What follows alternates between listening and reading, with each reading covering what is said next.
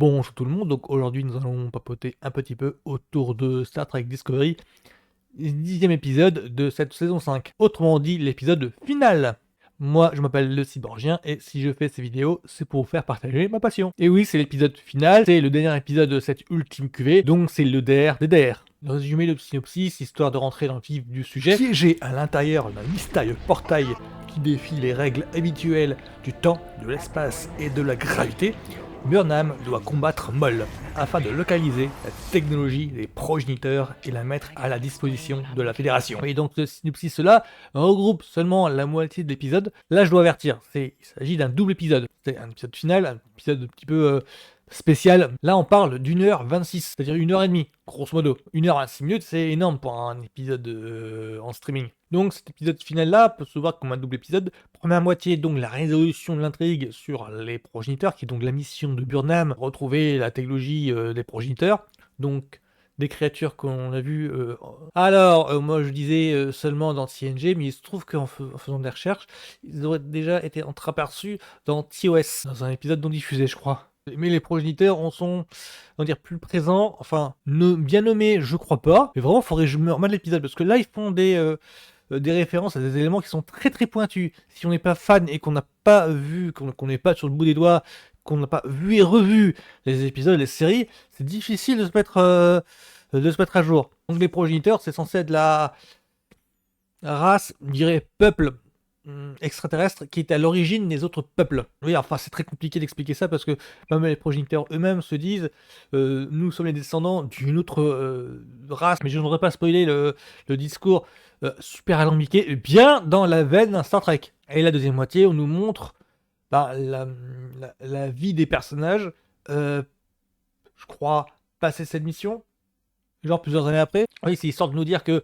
durant les 5 années, les 5 saisons de la série, les épreuves qu'ils ont subies, ce n'était pas pour rien, il y avait bien une finalité à tout ça. Donc la première moitié de l'épisode, moi ça m'a fait pas mal penser à alors un espèce de croisement entre le reboot de Star Trek par DJ Abrams, donc, et du TOS, et du Deep Space Nine, et du TNG, et du Voyager, et du Enterprise. Je dirais pas Maelstrom, mais même pas un Louis-Boulga, plutôt un patchwork. C'est-à-dire que la forme prend celle d'un récit d'aventure, tonique, efficace, et de l'autre, au niveau des enjeux, enfin au niveau des situations, ça rappelait pas mal des situations vécues autre part dans d'autres séries. Je crois qu'il y a même des scènes avec donc deux personnages dans une navette qui m'a fait pas mal penser à Deep Space Nine avec les Runabout. Oui, quand je dis Star Trek Enterprise, c'est parce qu'on assiste à Burnham qui doit faire un choix, quoi, et dans un dilemme, un dilemme cornélien, je dirais,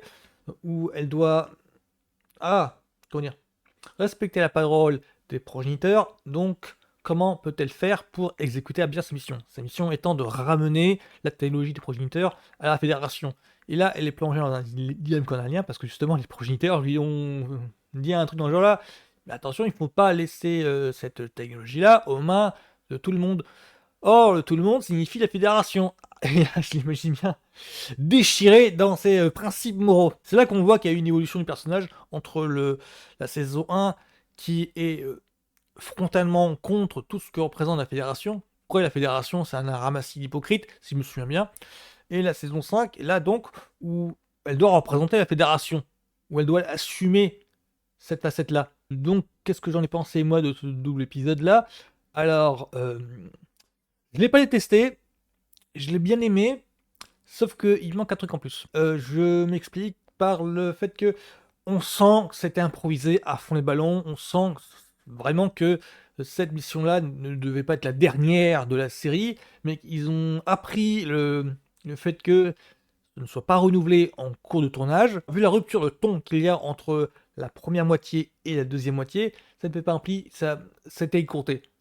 Mais ils ont accepté le fait que il faut là tourner une vraie fin, il faut tourner des scènes pour mettre fin aux aventures de Burnham, histoire de dire aux spectateurs, il y aura pas de suite, c'est bon, c'est fini. Il faut donc trouver des moyens pour que le public puisse dire au revoir aux personnages, puisse les laisser vivre. Et toutes les séries c'est comme ça, toutes les séries c'est comme ça, c'est le nombre de fans, même les plus hardcore, qui se retrouvent déçus par les conclusions, justement parce que eux ils ont fan théorisé à mort quelle fin serait satisfaisante par rapport à l'arc que eux ils ont détecté.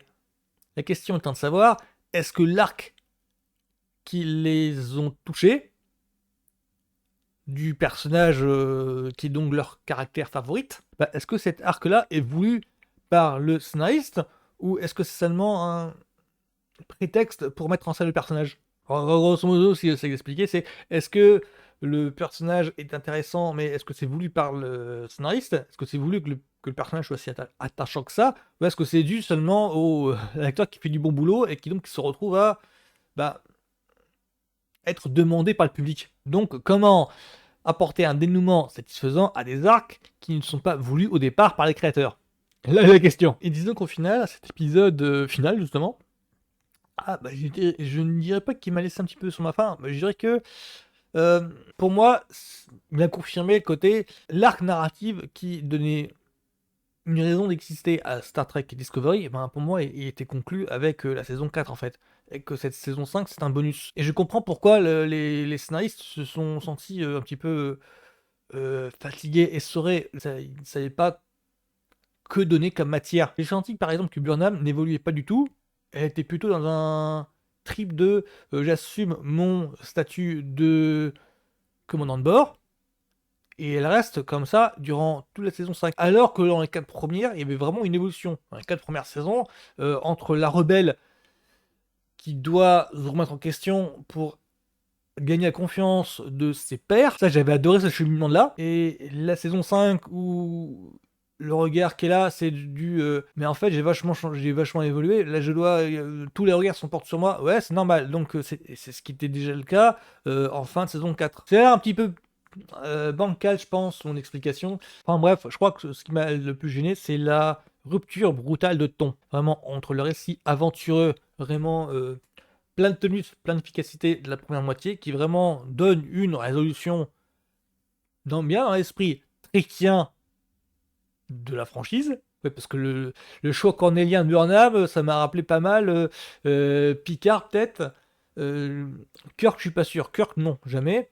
Mais plutôt vraiment Picard ou alors Archer.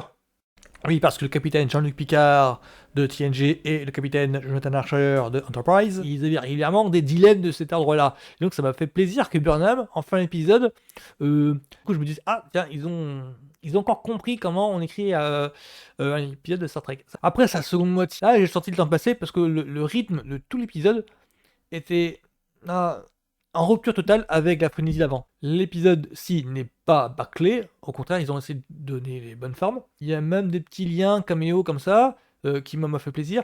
Ah ouais, d'ailleurs, il y a une révélation dedans. Enfin, quand je dis révélation, il y a une identité qui a été révélée. Il faut vraiment être fan hardcore pour la comprendre. La dernière, j'avais une réponse positive à ma fan théorie qui n'est pas en accord avec les déclarations promotionnelles des auteurs. Là, en fait, avec la révélation de l'identité du personnage mystère, bah, c'est simplement que le personnage mystère venant de l'autre série, dans l'autre série, en fait, il n'a pas pu vivre assez longtemps pour. Je veux pas gâcher le truc, mais c'est simplement que le personnage, il passe un sale quart d'heure dans la série de base. Ce qui fait qu'ils n'ont pas pu atteindre l'âge nécessaire pour avoir l'apparence du personnage que l'on voit dans Discovery. Or, selon ma fan theory à moi, ma fan theory étant que Star Trek Discovery se déroule dans une timeline parallèle aussi bien au film de Abrams qu'aux précédentes séries. Oui, donc parallèle à tout ça, ça pourrait coller. C'est grosso modo, on a eu un variant du personnage de Enterprise. C'est juste une fan theory à moi, j'ai pas assez approfondi le truc, mais à mes yeux ça colle et ça irait bien dans le sens où ça justifierait les incohérences. Parce qu'il y a beaucoup de fans hardcore qui sont furieux par rapport aux soi-disant incohérences. Moi, ma lecture que je fais de Star Trek Discovery, c'est que je crois qu'il y a eu un voyage dans le temps dans le passé, dans la saison 2, je crois. Bah, c'est qu'en fait, suite à ce voyage dans le temps là, bah, simplement qu'ils ont créé une autre timeline, un petit peu dans la même logique que dans Star Trek, le reboot de Abrams. Donc en ce moment dit, avec Star Trek Discovery, on est dans une autre timeline. C'est pas celle des débuts avec avec les séries du genre TOS et TNG. Et on est dans une autre timeline. Ce qui justifierait tous les soi-disant incohérences. C'est pas que ce soit incohérent avec les séries d'avant. Ces incohérences-là, pour moi, c'est une preuve qu'on n'est plus dans la même timeline. Pour moi, c'est ça ma fan théorie. Hein. Pour moi, c'est ça ma théorie, ma spéculation, comme vous voulez. C'est juste que Star Trek Discovery a engendré une autre timeline pour que la franchise Star Trek soit enfin visible pour un jeune public. Et dans cette autre timeline-là, effectivement, il y a plusieurs caractéristiques qui diffèrent par rapport aux séries d'avant. Donc je finirai avec Star Trek Discovery, donc mon petit bilan sur la saison 5 et donc l'entièreté de la série, sur qu'est-ce que j'en ai pensé de saison 5. Faible, mais j'irai dans la moyenne, c'est tout. Dans la moyenne, il a fallu un paquet de temps pour la démarrer, cette saison-ci. Pour moi, c'est faible, mais c'est super quand même aux 2 premières saisons. Les 2 premières saisons sont vraiment brouillonnes. Donc voilà, je dirais juste en dessous de la troisième, mais d'un bon niveau quand même. C'est efficace, c'est dans l'air du temps, c'est encore accessible. Là, quand je dis accessible, il faut vraiment...